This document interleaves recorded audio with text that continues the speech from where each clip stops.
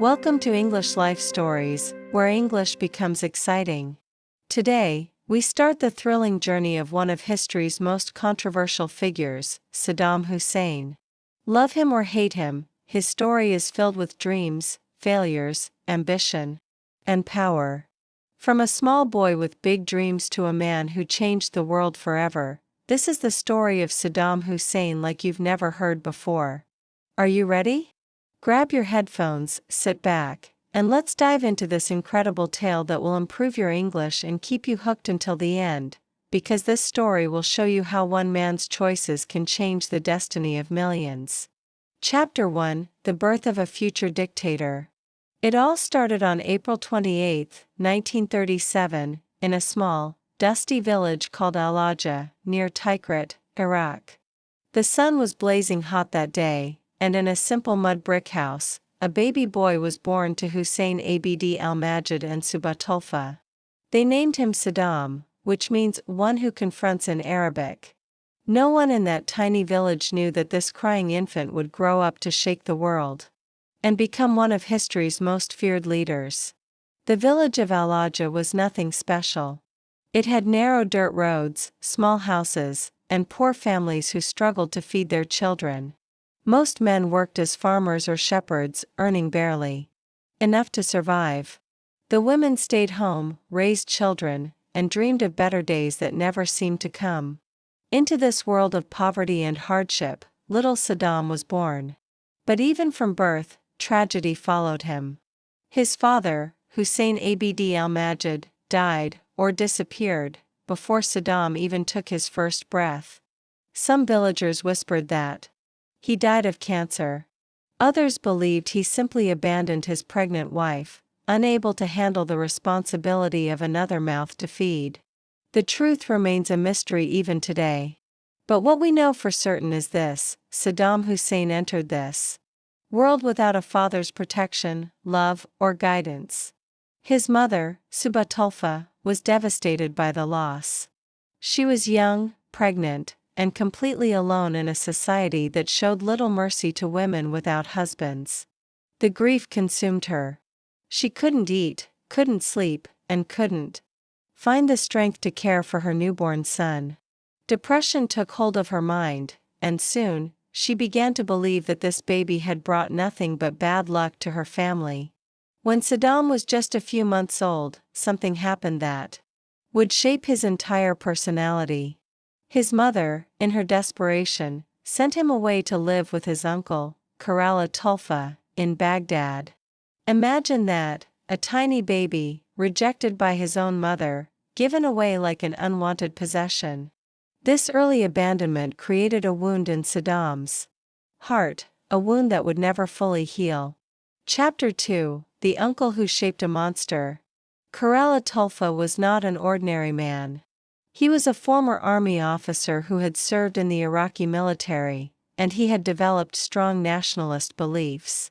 He was bitter, angry, and filled with hatred toward anyone he considered an enemy of Iraq.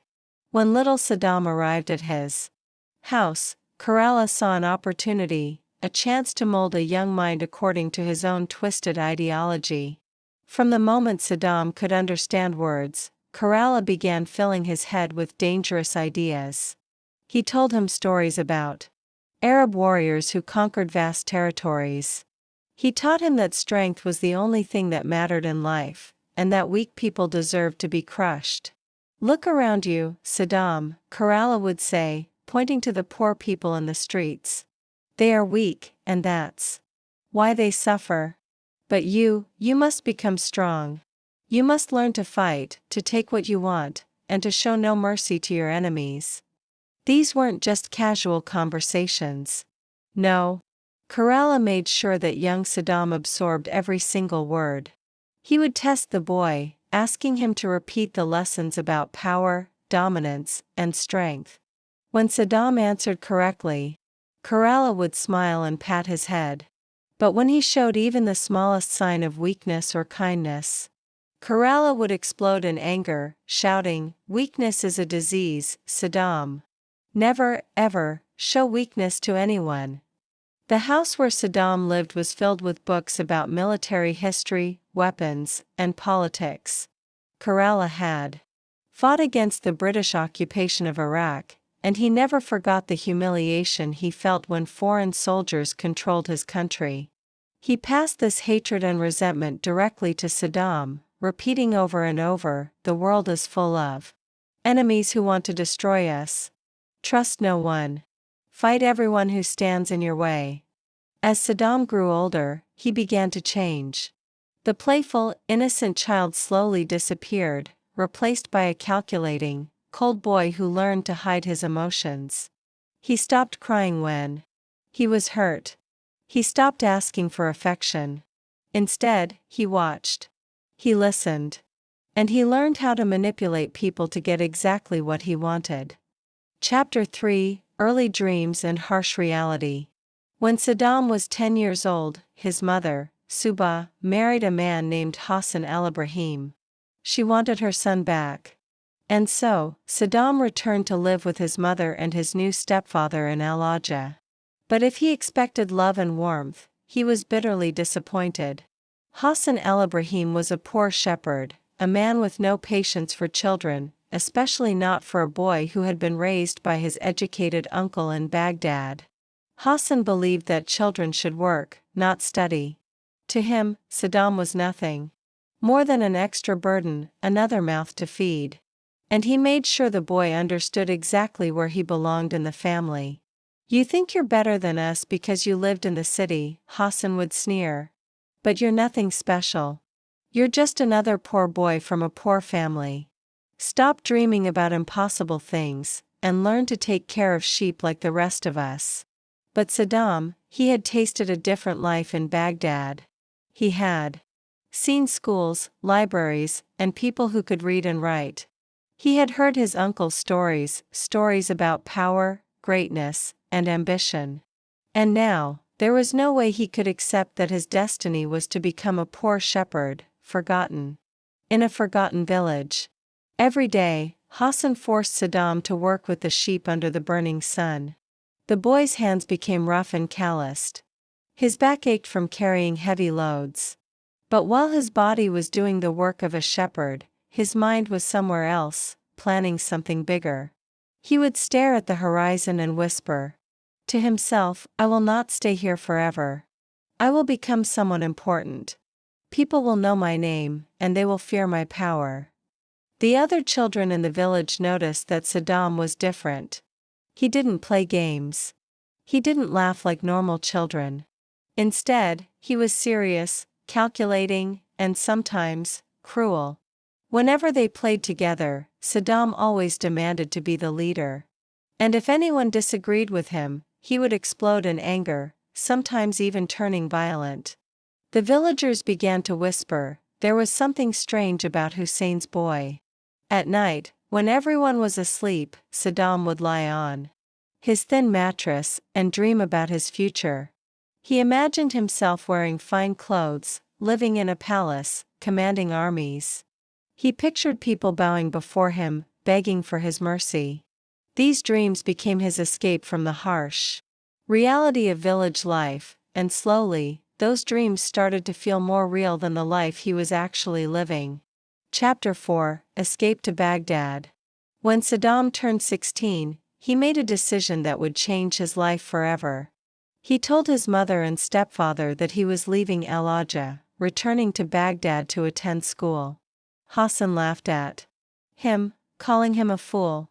But Subha, she looked into her son's eyes and saw something that frightened her. There was a coldness there, a determination that seemed almost inhuman. "Let him go," she told her husband quietly. "If we try to keep him here, he will only cause us trouble." And so, in 1953, Saddam Hussein packed his few belongings, said goodbye to his family, and walked out of Al-Ajah.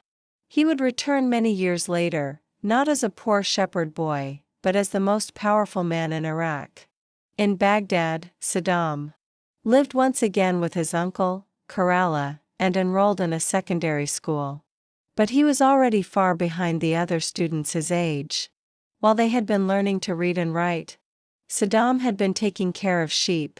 The humiliation of being older, and less educated than his classmates, filled him with rage. But also with determination. Saddam threw himself into his studies, not because he loved learning, but because he understood something crucial: education was a weapon. Every book he read, every lesson he absorbed, was another step toward the power he craved. His teachers noticed that he was an unusual student. He asked strange questions, not about math, not about science, but about politics and war. He seemed far more interested in stories of rulers and conquerors than in regular academic subjects. During this time, Saddam also began to develop his physical strength. He started carrying a gun, even as a teenager, telling people it was for protection. But those who knew him well, they understood. The weapon wasn't really about protection. It was a symbol of the power he intended to wield someday. He practiced shooting. He learned to fight with knives. Slowly, violence was becoming as natural to him as breathing. Chapter 5: Politics and Power. In 1957, when Saddam was 20 years old, something happened that would set him on the path to dictatorship. He joined the Ba'ath Party, a political organization that promoted Arab nationalism and socialism. At the time, the party was small and relatively powerless. But it offered Saddam something he had been searching for his entire life: a purpose. A purpose that could justify his hunger for power. The Ba'ath Party believed that all Arab countries should unite under one government and resist Western influence. They dreamed of building a new Arab empire, one that would restore the glory of ancient Islamic civilizations. For Saddam, who had grown up listening to his uncle's stories about Arab greatness, this ideology was like a drug. But make no mistake, Saddam didn't join the Ba'ath Party because he truly believed in their political philosophy. No. He joined because he saw something else: an opportunity. A ladder. A way to climb toward power. He studied the party leaders carefully, observing their weaknesses, their strengths, their fears. He volunteered for the most dangerous missions, proving his loyalty, and slowly building his reputation as someone who could be trusted with important tasks. The other party members were impressed. Here was this young man, so dedicated, so fearless. But what they didn't realize was that behind his enthusiasm lay a calculating mind. A mind that was already planning how to use the party, and everyone in it, for his own ambitions.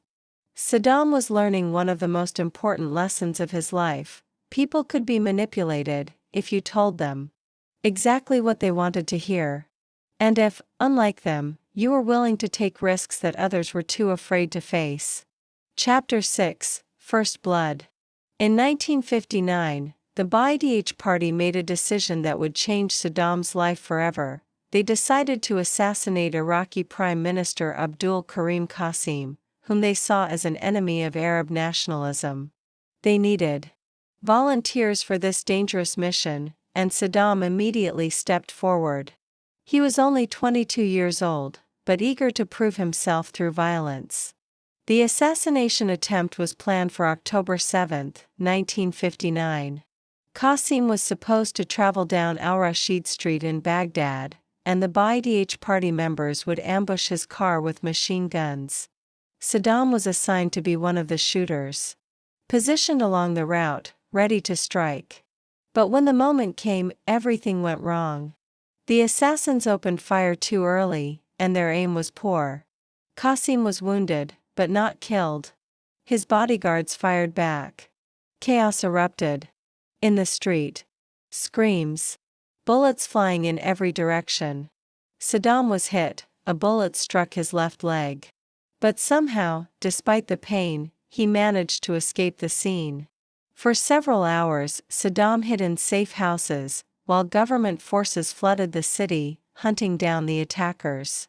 His leg was bleeding badly. He needed medical attention, but going to a hospital would mean certain capture.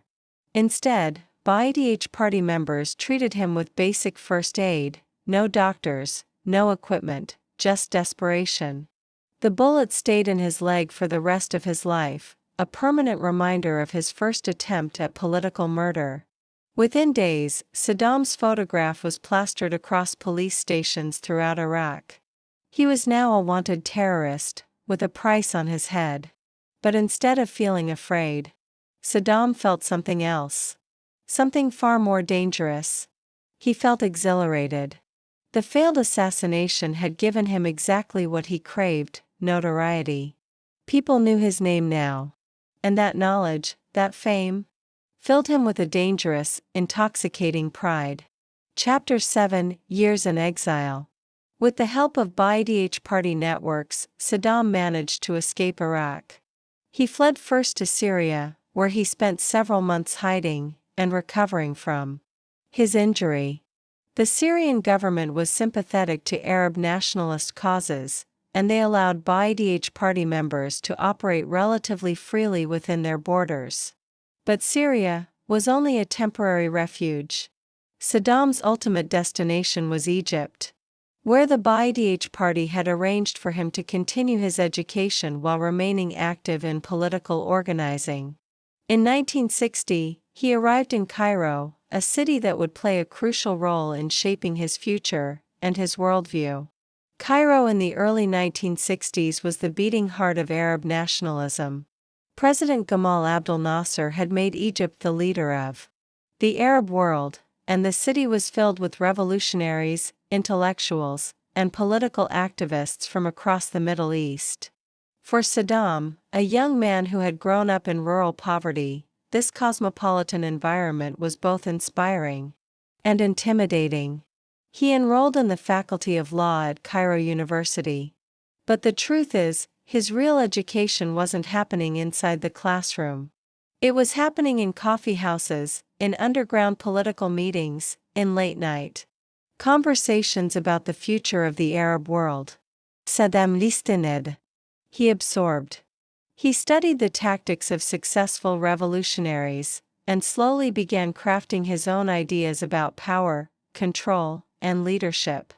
During his 3 years in Cairo, Saddam also experienced his first serious romantic relationship with a young Iraqi woman who was also studying there. But even in love, Saddam remained cold, calculating. Friends noticed it. They whispered that he seemed incapable of genuine emotional intimacy.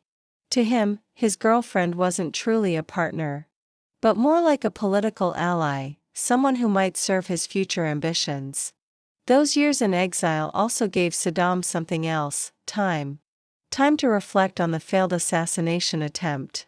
Time to analyze exactly what had gone wrong, and what lessons needed to be learned. Slowly, he came to a conclusion: the biography party's biggest weakness wasn't a lack of courage. It was their obsession with dramatic gestures, instead of careful, long-term strategy. And Saddam made a silent promise to himself: if he ever got another shot at power, he would be more patient, more methodical, and far more ruthless. Chapter 8: The Return and Rise.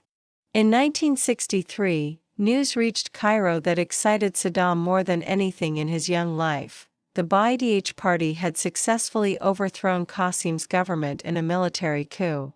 At last, his exile was over. He could return to Iraq, not as a fugitive, but as a hero. Saddam immediately packed his belongings and traveled back to Baghdad, expecting to be welcomed with open arms. And at first, the party leaders were indeed pleased to see him.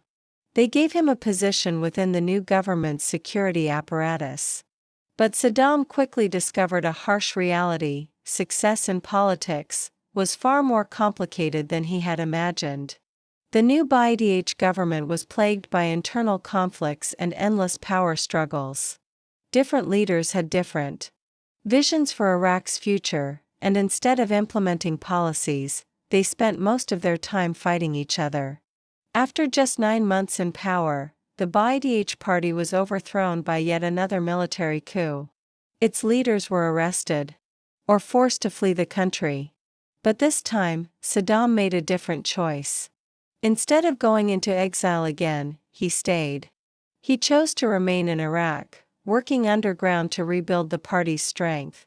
It was a dangerous decision, but one that would prove crucial to his future rise. While other Ba'ath leaders were hiding in foreign countries, Saddam was still in Iraq, building relationships, recruiting new members, and quietly planning for the future. During this period in hiding, Saddam also made an important personal decision. He married his cousin, Sajida Talfa, the daughter of his uncle, Khairallah. This wasn't a romantic marriage. It was a political alliance, one that strengthened his ties within the Ba'ath party, and within his own extended family. Sajida was loyal, intelligent, and completely devoted to Saddam's ambitions. The marriage also gave Saddam something else, a family dynasty. His sons, Uday and Qusay, would one day become powerful, and feared, figures in their own right. His daughters would marry other influential Ba'ath party members. Saddam understood something deeply rooted in Middle Eastern politics, that family connections were often far more important than ideology or beliefs. Chapter 9: Building the Foundation of Dictatorship. In 1964, Saddam was arrested again, this time by the new government that had overthrown the Ba'ath party. He spent nearly 2 years in prison. But instead of becoming bitter or discouraged, Saddam used this time wisely. He studied, he read, he planned, and most importantly, he built relationships. Inside those prison walls, he created a network of loyal supporters, men who would never forget his leadership during their darkest days.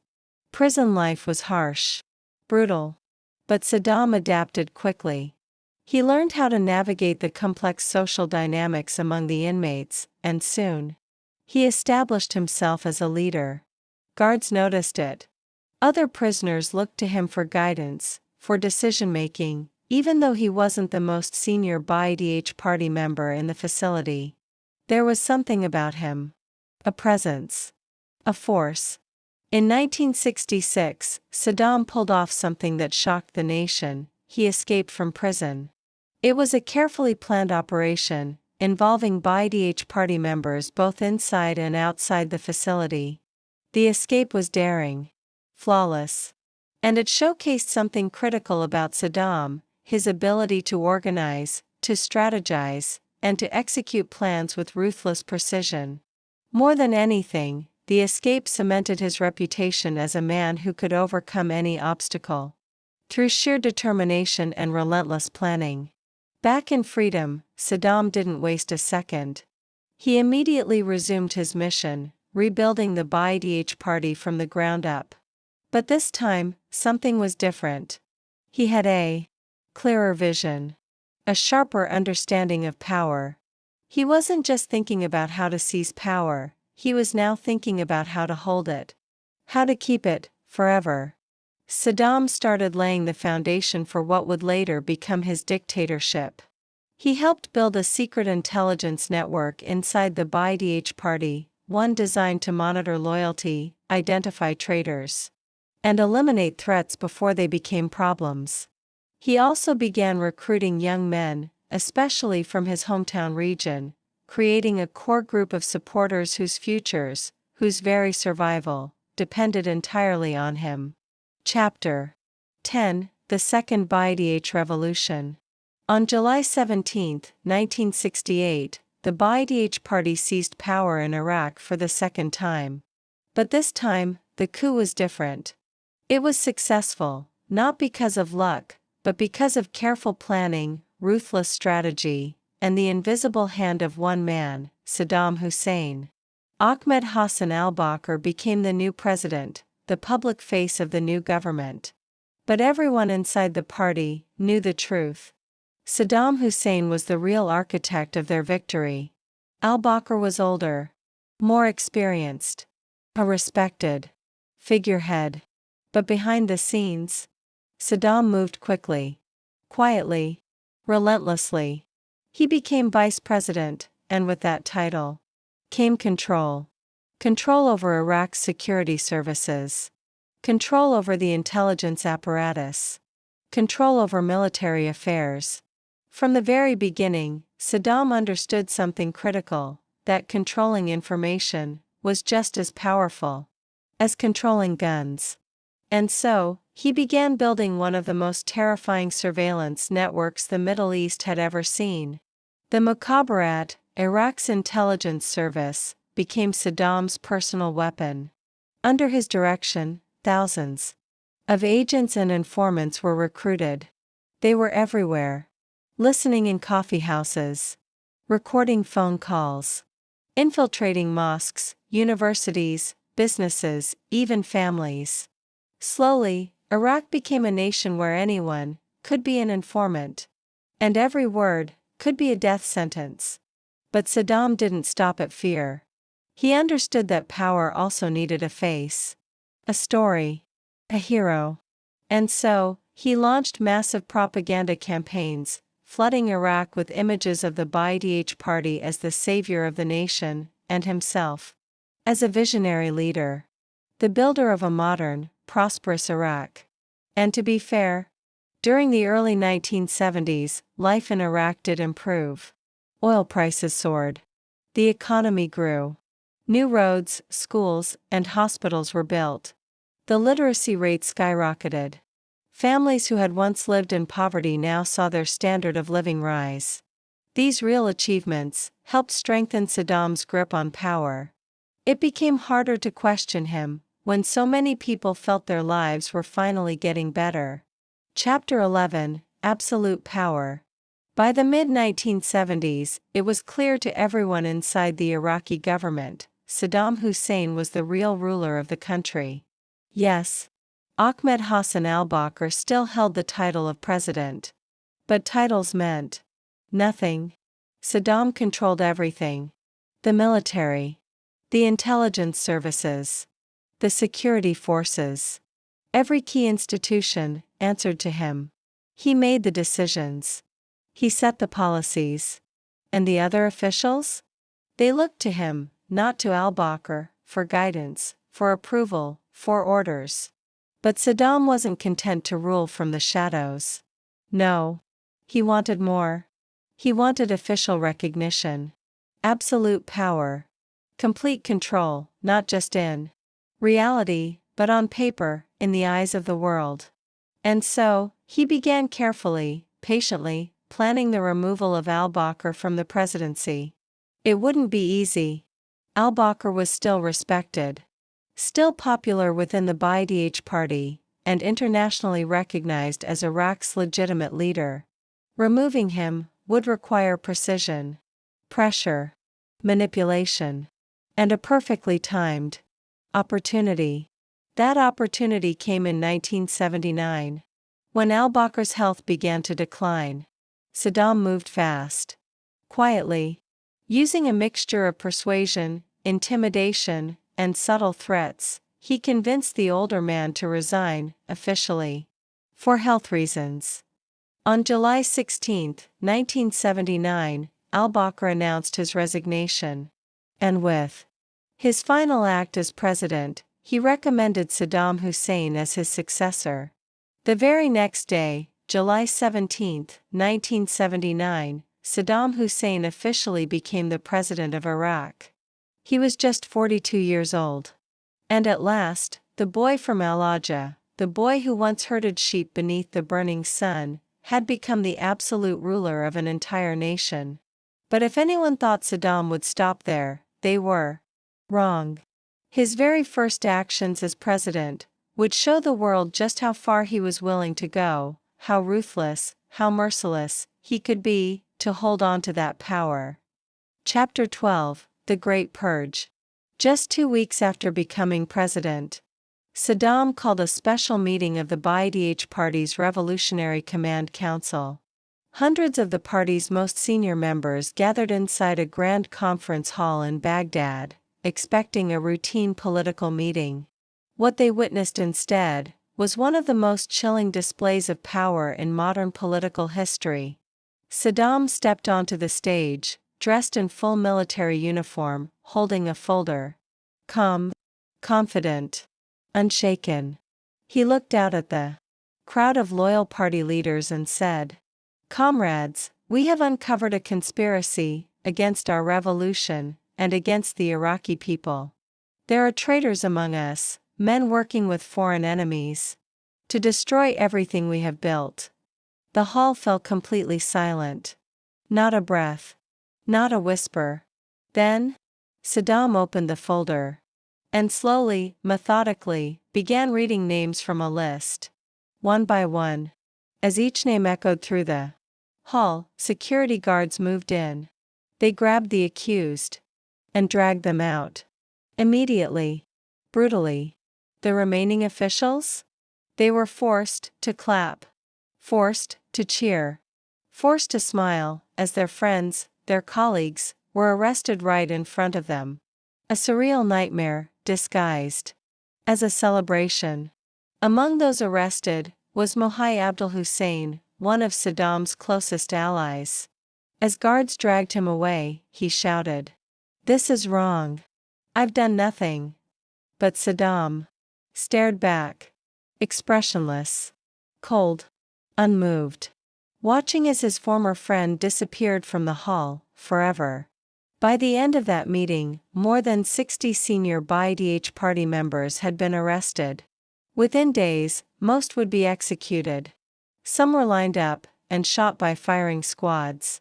Others were forced to participate in the executions of their own colleagues, binding them in a web of blood, guilt, and fear. The message was crystal clear. Across Iraq, everyone understood, no one was safe. Not your loyalty. Not your rank. Not your years of service. Under Saddam, even your closest relationship to power could become your death sentence. And that atmosphere of terror became one of the most effective tools Saddam would ever use to maintain his dictatorship. Chapter 13: The War with Iran. In September 1980, Saddam made one of the most consequential and catastrophic decisions of his entire career. He ordered Iraqi forces to invade Iran. This decision would unleash 8 years of brutal warfare, a conflict that would consume hundreds of thousands of lives, and reshape the politics of the Middle East forever. Saddam had his reasons. Iran had just undergone an Islamic revolution.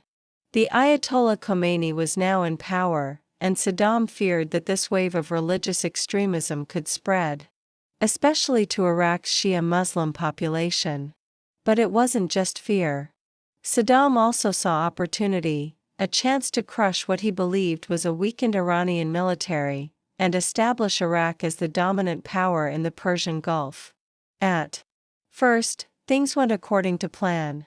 Iraqi forces surged across the border, capturing key territories. Saddam appeared on television, dressed in full military uniform, and declared that Iraq would achieve a swift, glorious victory over the Persian enemies. He promised his people wealth, power, and regional dominance. But the war did not go as Saddam had imagined. Iranian resistance was fierce, far stronger than anyone expected. What was supposed to be a quick campaign became a grinding, bloody nightmare. A war of trenches, of missiles, of chemical weapons. Both sides violated every rule of war, deploying gas, recruiting child soldiers, committing atrocities that shocked the world. As the years dragged on, Saddam grew desperate, obsessed with victory, at any cost. He authorized the use of chemical weapons, not just against Iranian troops, but against civilians. Against his own people. In 1988, one of the darkest moments of his regime unfolded. Iraqi forces released poison gas on the Kurdish town of Halabja, killing an estimated 5,000 innocent civilians in a single day. Mothers, fathers, children, entire families, wiped out in minutes. Finally, after 8 years of bloodshed, the Iran-Iraq War ended in 1988. No victory. No glory. Just devastation. Both nations were shattered, their economies in ruins, their people broken. Iraq was drowning in debt, owing billions to the Arab nations who had backed Saddam's war. But Saddam?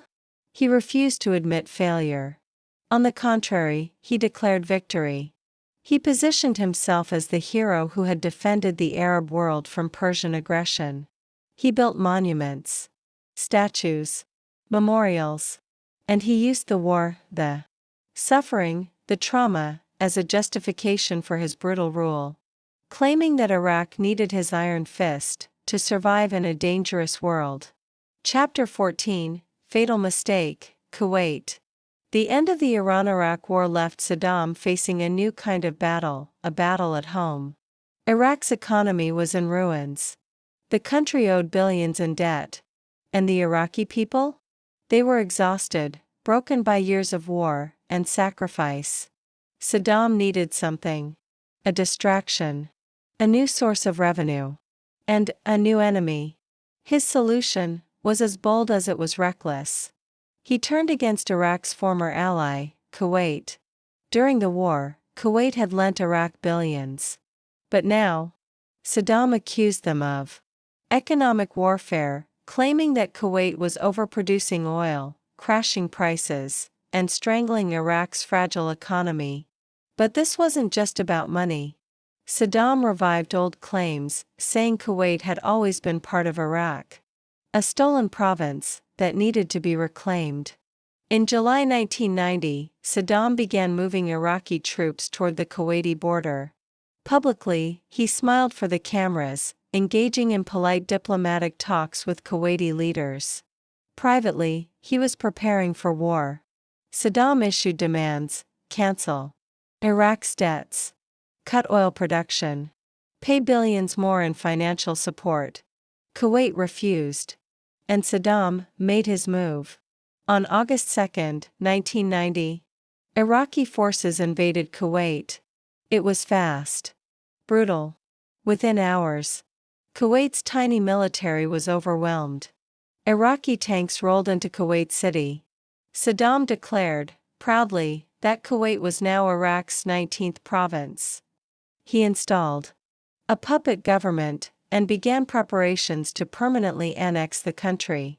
At first, Saddam believed the world would accept it, just like they had accepted his use of chemical weapons during the Iran-Iraq War. He calculated, wrongly, that no one would risk war to defend a small, oil-rich monarchy in the Persian Gulf. But this time, he had miscalculated. Badly. The invasion of Kuwait sparked global outrage. The United Nations, the United States, even Arab nations that had once supported Iraq, now turned against him. For the first time in his life, Saddam was facing something he had never seen before, a truly united international coalition, determined to stop him. Chapter 15, Storm in the Desert. The United Nations Security Council passed a series of resolutions, demanding that Iraq withdraw from Kuwait, and imposing devastating economic sanctions. But Saddam refused. Defiant. Unmoved. And when diplomacy failed, the UN authorized member states to use all necessary means to liberate Kuwait. A coalition of 35 nations, led by the United States, began assembling forces in Saudi Arabia. The world would soon know this operation by a name that would echo through history: Operation Desert Storm. Saddam tried to frame the coming conflict as a holy war, Arabs against Western imperialists. He called on Muslims worldwide to rise up, to fight against the United States and its allies. Desperate to fracture the coalition, Saddam launched missiles at Israel, hoping to force Arab countries to choose between supporting Iraq or defending a common enemy. But the strategy failed completely. The coalition stood firm. And on January 17, 1991, it began. A relentless air campaign, 5 weeks of devastation. Coalition aircraft hammered Iraqi military installations, government buildings, power grids, bridges, communication centers. Iraqi air defenses were powerless. Crippled. Saddam's forces were being obliterated from the skies. Then, on February 24, the ground war began. It lasted just 100 hours. Coalition forces moved with overwhelming speed. Iraqi defenses collapsed. Kuwait was liberated. And Saddam's elite Republican Guard, the very backbone of his military power, was crushed, with minimal coalition losses. By February 28, 1991, it was over. President George H.W. Bush declared a ceasefire. Kuwait was free. Saddam's army was in full retreat, broken, humiliated, shattered. But the coalition stopped. They didn't march to Baghdad.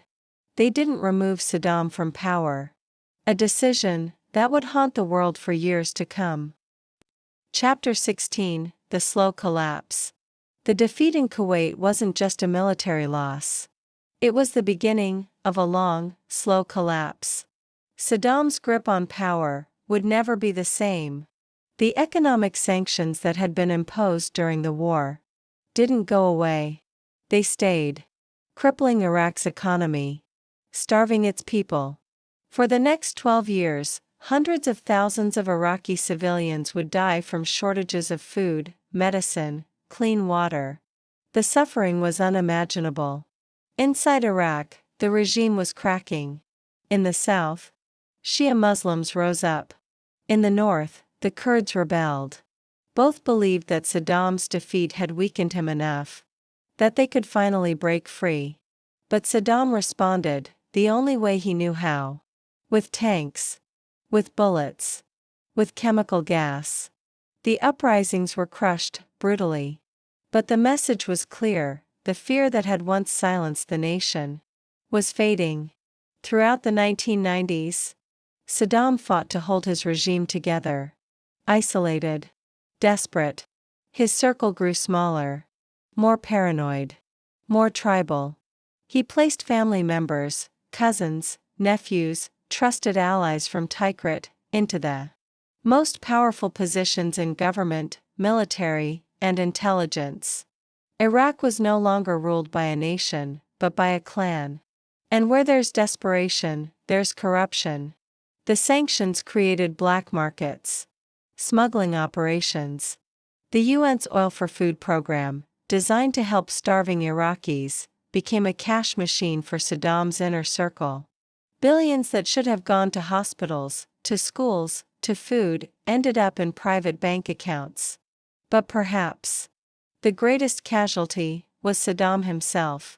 The man who had once risen with ambition, strategy, and ruthless clarity was now aging, suspicious, isolated, obsessed with imaginary plots, paralyzed by paranoia. The confident strongman of 1979 was becoming a shadow of himself, a dictator who trusted no one and saw enemies everywhere. Chapter 17: The Final War. After the September 11, 2001 terrorist attacks in the United States, everything changed. The Bush administration launched what it called the War on Terror. And although Iraq had no connection to 9/11, American leaders argued that Saddam Hussein still posed a threat because of his history of supporting terrorist groups and his alleged stockpile of weapons of mass destruction. In 2002 and early 2003, the United States and the United Kingdom worked to build international support for military action against Iraq. They insisted Saddam was hiding chemical, biological, and nuclear weapons programs. That he could, at any moment, hand those weapons over to terrorist organizations. But UN weapons inspectors? They found nothing. No WMDs. No evidence.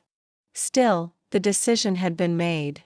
On March 20, 2003, the United States and a coalition of allies launched Operation Iraqi Freedom.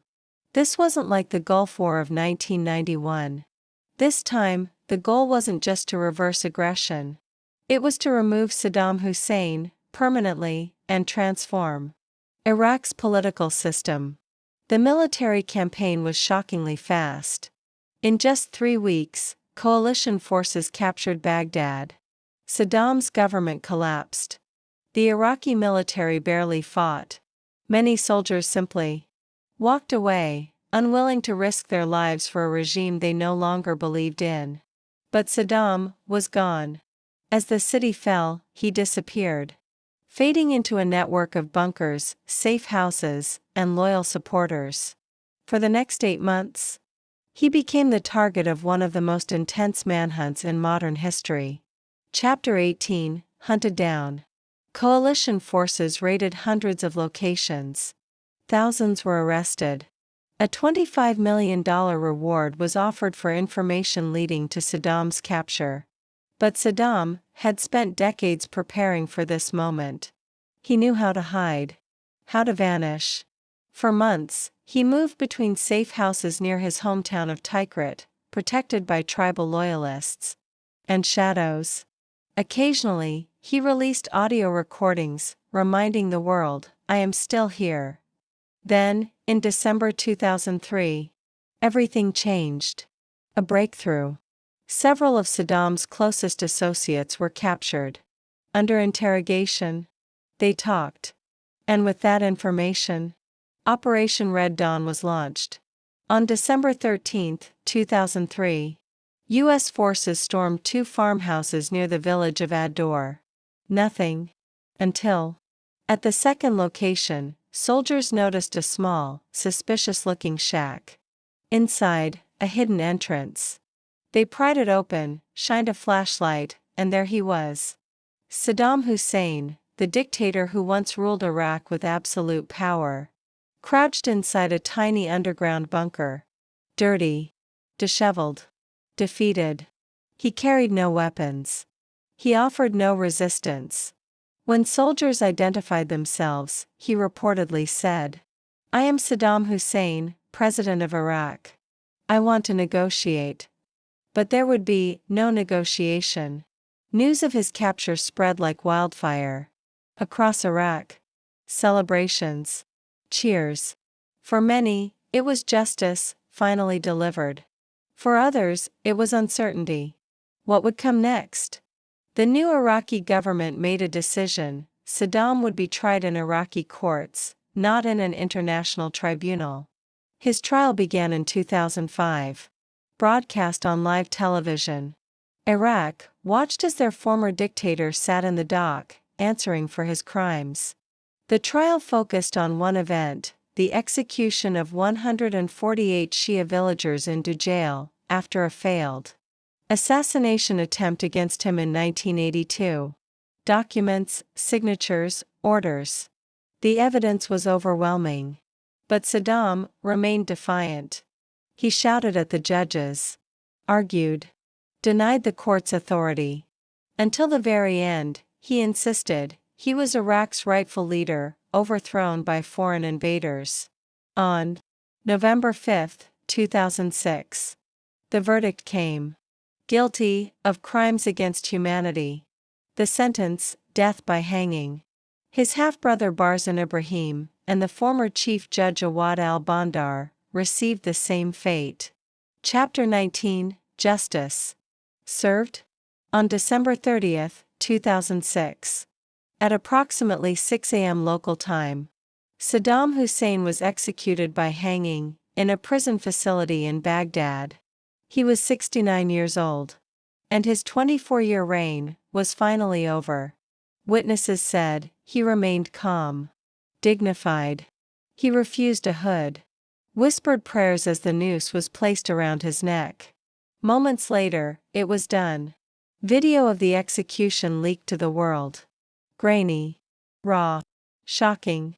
A brutal and quiet end for a man who had once demanded absolute loyalty from Emilio. A man who once filled entire stadiums with people forced to chant his name, died, in a small concrete room, watched by just a handful of officials. Reactions were mixed. For the families of his victims, it was justice. For others, it sparked fears that his death might ignite more chaos, more violence, or turn him into a martyr for Ba'ath loyalists and Arab nationalists. But one thing was certain. The final chapter of Saddam Hussein had been written. Chapter 20, Legacy of Pain. After all these years, one truth remains clear. The story of Saddam Hussein isn't just about one man or one country. It's a lesson, a warning, about the dangerous consequences of unchecked power. About what happens when ambition, paranoia, and cruelty are allowed to grow without limits. Saddam's rise, from a poor, abandoned boy in a dusty village, to an absolute dictator, shows us how poverty, rejection, and pain can leave scars so deep that they later manifest as violence, as cruelty, as tyranny. His story also forces us to confront a hard truth, that ordinary people, good people, can become complicit in terrible crimes. Millions of Iraqis weren't evil. They were trapped. Trapped in a regime built on fear, on propaganda, on the constant threat of death. And in that darkness, survival often meant silence or submission.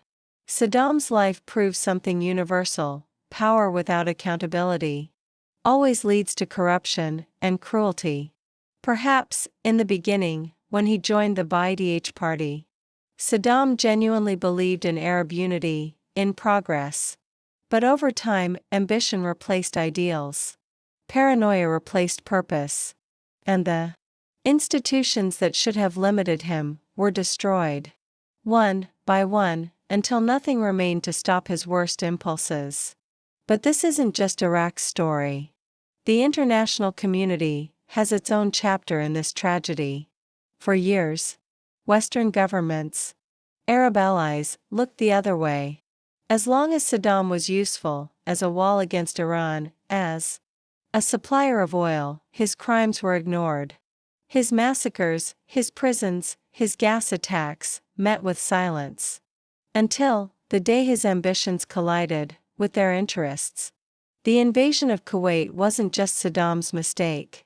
It was the moment the world was forced to confront the monster they had tolerated, even enabled. But by then, the damage was already done. Hundreds of thousands had already suffered, had already died. And if there's one lesson the world should have learned, it's this: removing a dictator is not enough. When Saddam fell, Iraq didn't suddenly become free. The deep scars, the divisions, the broken institutions, the culture of fear remained. And they would haunt Iraq for generations. Chapter 21, The Human Cost. But perhaps the most painful lesson is the human cost. The staggering, unimaginable cost. In his 24 years in power, hundreds of thousands of Iraqis died. In his wars, his purges, his prisons, families shattered, villages erased. A generation of children grew up knowing only fear, only violence. The Iran-Iraq War alone cost more than 1 million lives, on both sides.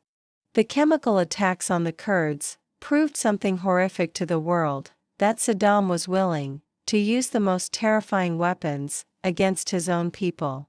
Entire towns suffocated in clouds of poison. Mothers, fathers, children dying together. And when the mass graves were unearthed after his fall, they told their own story. Thousands of men, women, and children buried together, executed for daring to oppose him, or for nothing at all. But it wasn't just death. Saddam's true weapon was fear. He poisoned Iraqi society. Neighbors informed on neighbors. Friends turned against friends. A culture of suspicion, where trust became a liability, where silence was survival. Even the economic sanctions, designed to punish Saddam, ended up starving the Iraqi people, while Saddam and his inner circle lived in luxury. Thousands of children died from malnutrition and disease. Not because there wasn't food, but because the regime let them starve. Chapter 22, Global Impact. And the consequences didn't stop at Iraq's borders. Saddam's wars, his weapons, his ambition, destabilized the entire Middle East. The Iran-Iraq War fueled sectarian divisions and sowed the seeds of extremism. The invasion of Kuwait led to a permanent American military presence in the Persian Gulf, a source of resentment that would echo for decades. And the 2003 invasion, meant to end Saddam's reign, created a power vacuum. A void that was soon filled by something even darker. ISIS. Extremist groups. Civil war. The chaos that followed spread beyond Iraq, into Syria, into Lebanon, and beyond.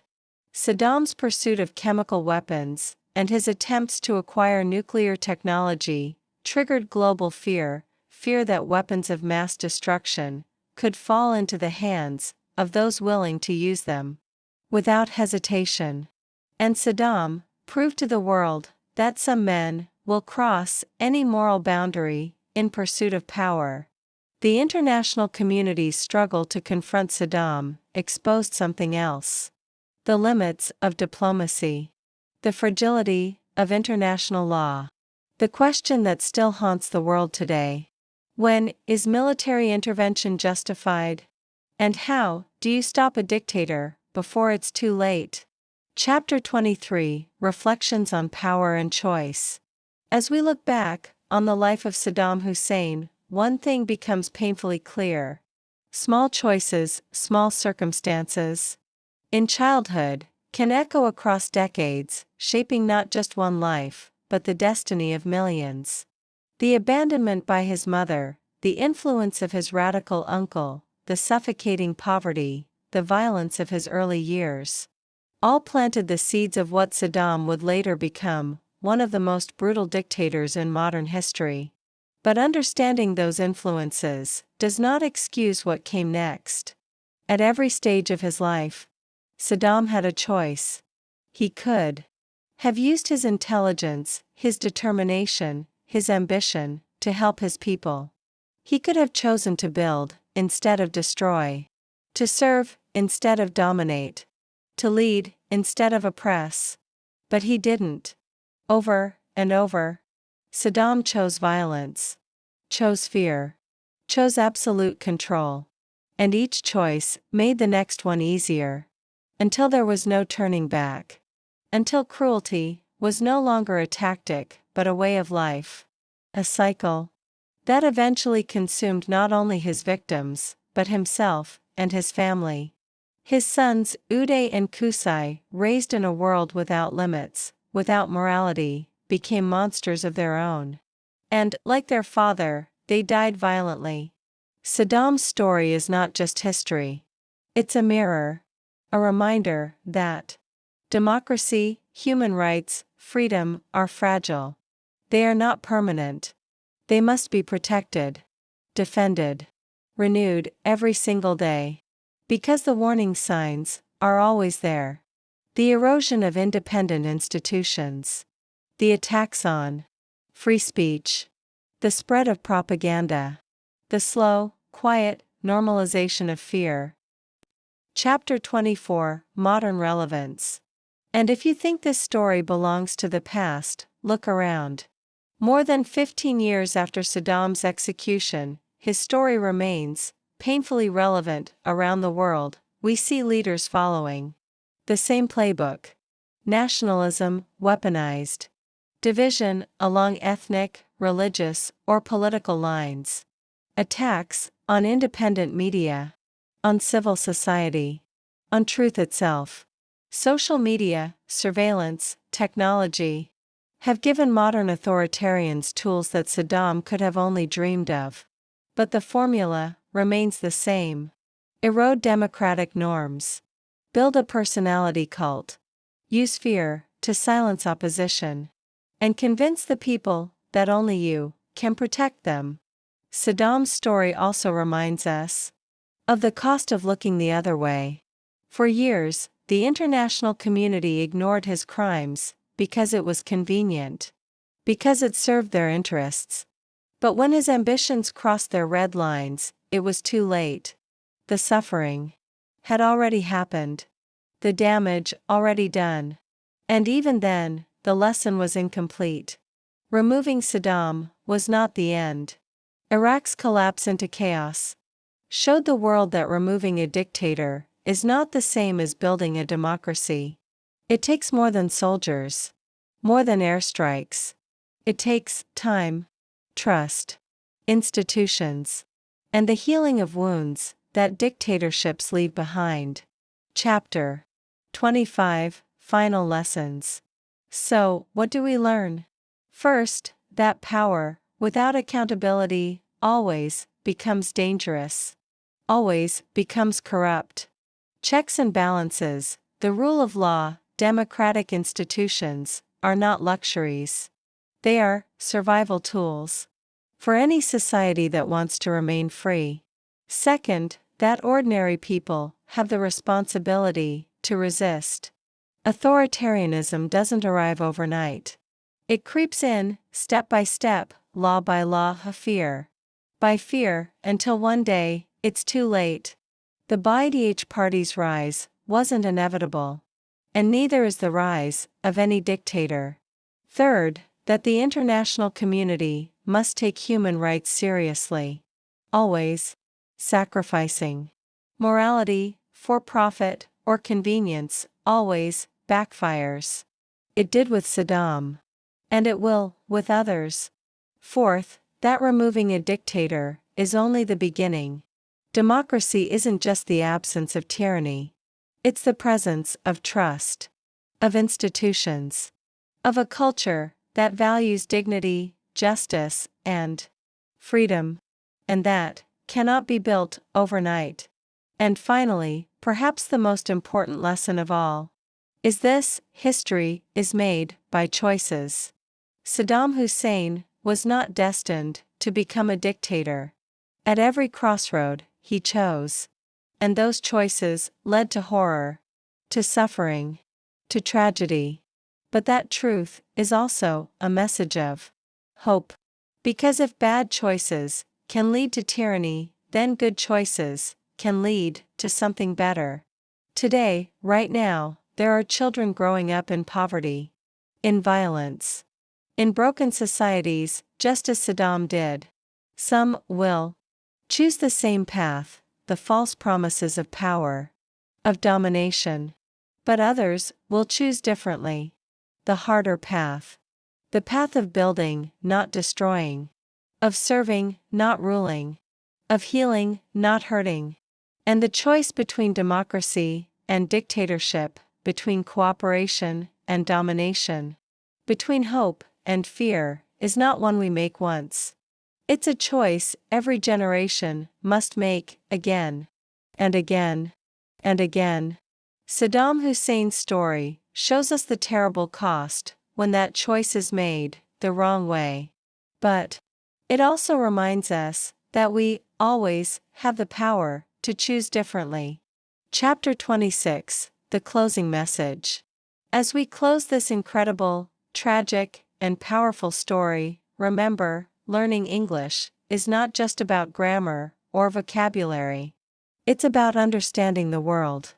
It's about learning from history and becoming better, wiser, more compassionate, global citizens. The story of Saddam Hussein teaches us that democracy is precious, that power must be limited, and that we all share a responsibility to protect the rights, the dignity, and the humanity of each other. Thank you for listening. I hope this story hasn't just improved your English, but has given you insights about history, about politics, and about human nature. If you found this story powerful, share it, like it, subscribe. Because here, we tell the stories that educate, that inspire, and that help you master the English language while learning how to change the world for the better. Until next time, keep learning, keep growing, and keep believing in the power of knowledge to make a better world.